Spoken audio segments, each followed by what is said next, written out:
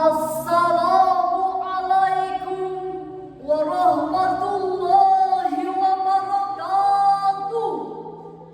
Alhamdulillahilladzi faddala bani Adam bil ilmi wat tuqa. Wassalatu wassalamu ala sayyidinal Mustafa.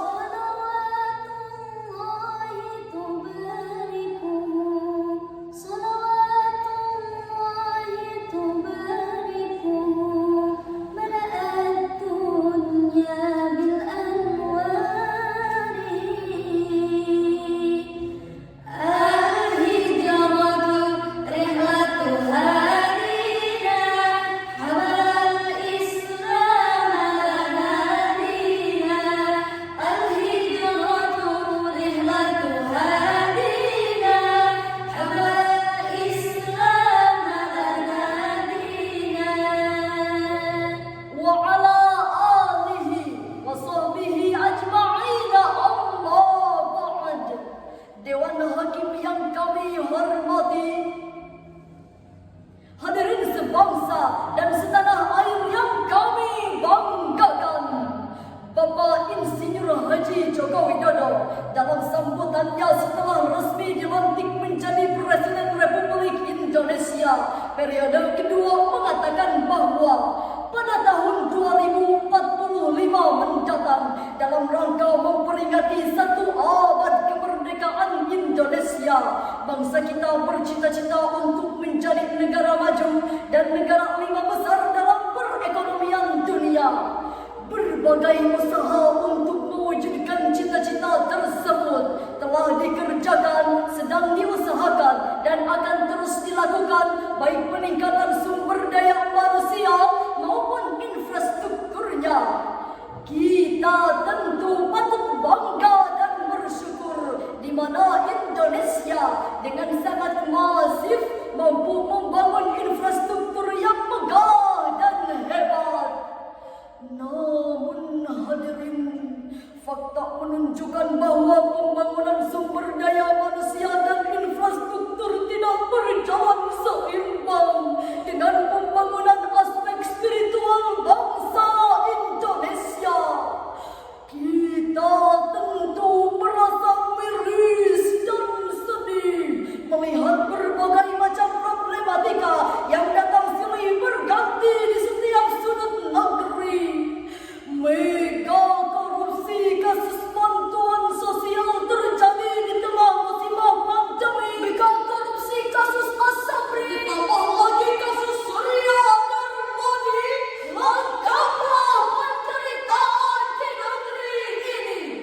Bahkan hadirin, kekayaan alam di negeri ini kembali dikikis oleh segelintir elit negeri melalui eksploitasi alam yang tak pernah berhenti.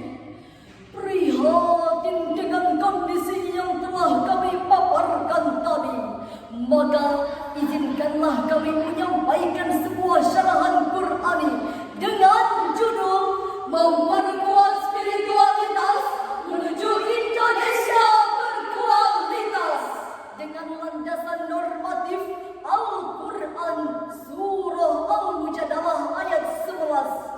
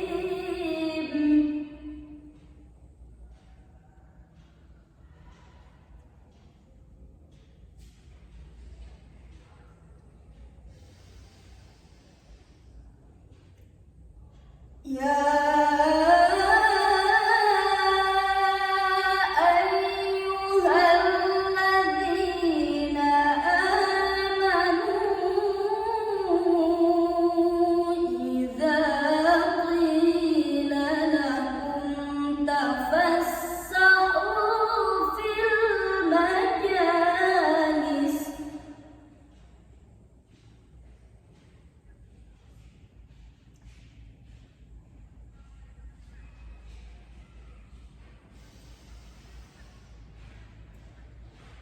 إذا قيل لكم تفسحوا في المجالس فافسحوا يفسح الله لكم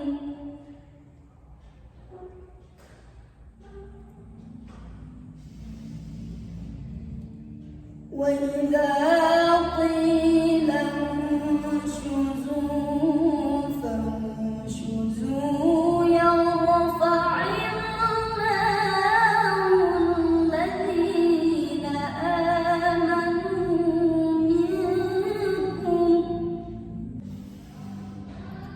يرفع الله الذين آمنوا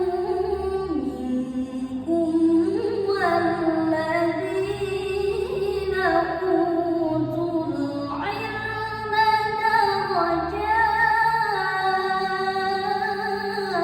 تعملون خبير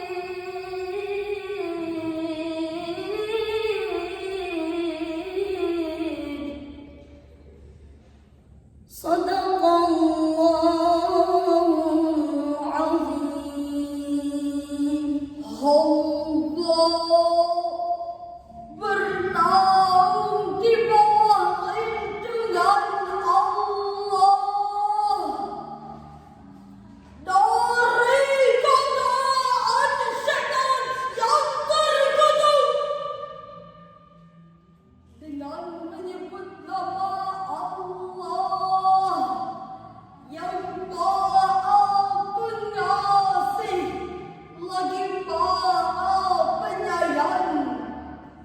Wahai orang-orang yang beriman, apabila dikatakan kepadamu, berilah kelapangan di dalam majelis-majelis, maka lapangkanlah. Niscaya Allah akan memberi kelapangan untukmu. Dan apabila dikatakan kepadamu, berdirilah kamu, maka berdirilah. Niscaya Allah akan mengangkat derajat orang-orang yang beriman di antaramu. Dan orang-orang yang diberi ilmu beberapa derajat. Maha benar Allah dan Maha Agung atas segala firman-Nya. Dewan Hakim dan hadirin yang kami hormati, Profesor Dr. Quraish Shihab dalam Tafsir Al-Misbah menjelaskan kalimat iman dan ilmu disebut beriringan pada ayat tersebut mengandung arti bahwa iman tidak boleh dipisahkan dengan ilmu. Begitupun sebaliknya, manusia beriman tanpa ilmu ia akan lemah dan mudah diperdaya. Sebaliknya, manusia berilmu tanpa iman ia akan menjadi jahat, puas, ganas, bahkan lebih ganas dari binatang buas. Pantas Albert Einstein mengatakan, science without religion is blind, but religion without science is lame. Ilmu pengetahuan tanpa agama akan buta, bahkan agama tanpa ilmu pengetahuan adalah lumpuh. Maka iman dan ilmu menandakan harus adanya keselarasan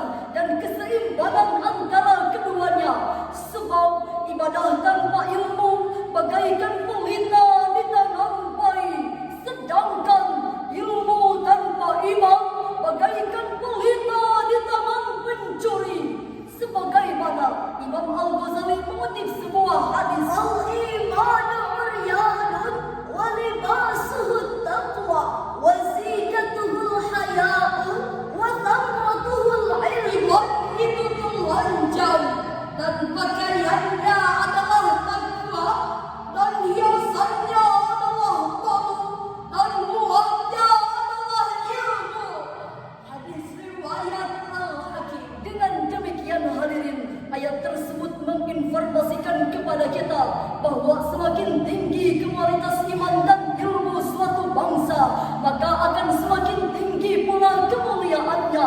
Sebaliknya, jika sebuah bangsa tidak didukung oleh kekuatan ilmu dan tidak disokong dengan kemuliaan iman, maka akan menjadi bangsa yang hina, terbelakang dan rapuh.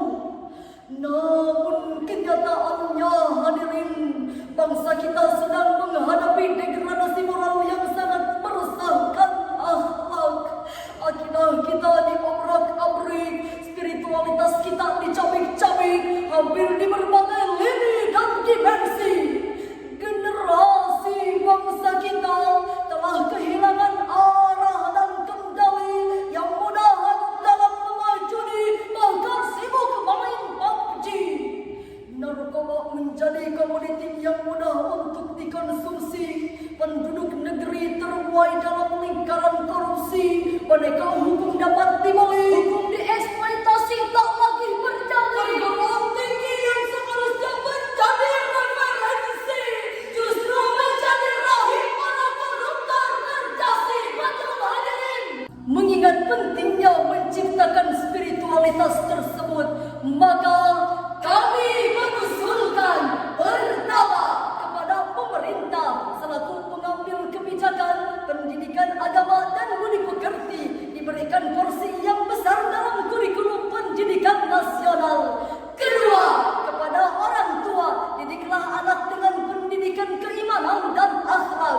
Dan ketiga, kepada seluruh warga Indonesia, mari ikut berpartisipasi sesuai dengan skill dan profesi masing-masing. Jika hal tersebut telah kita lakukan, kami yakin Indonesia akan memiliki spiritualitas yang berkualitas. Marilah bangsa ini tingkatkan dalam hati akhlak budi pekerti, ciri khas bangsa terpuji. Hindari kehancuran, hindari perpecahan, untuk meraih keberkahan untuk masa depan. Dari syarahan yang telah kami sampaikan tadi, dapat kita simpulkan bahwa Indonesia sedang membutuhkan satu konsep pendidikan yang memadukan antara kecerdasan intelektual, kecerdasan emosional, dan kecerdasan spiritual demi menyongsong Indonesia maju dan berkualitas. Kami akhiri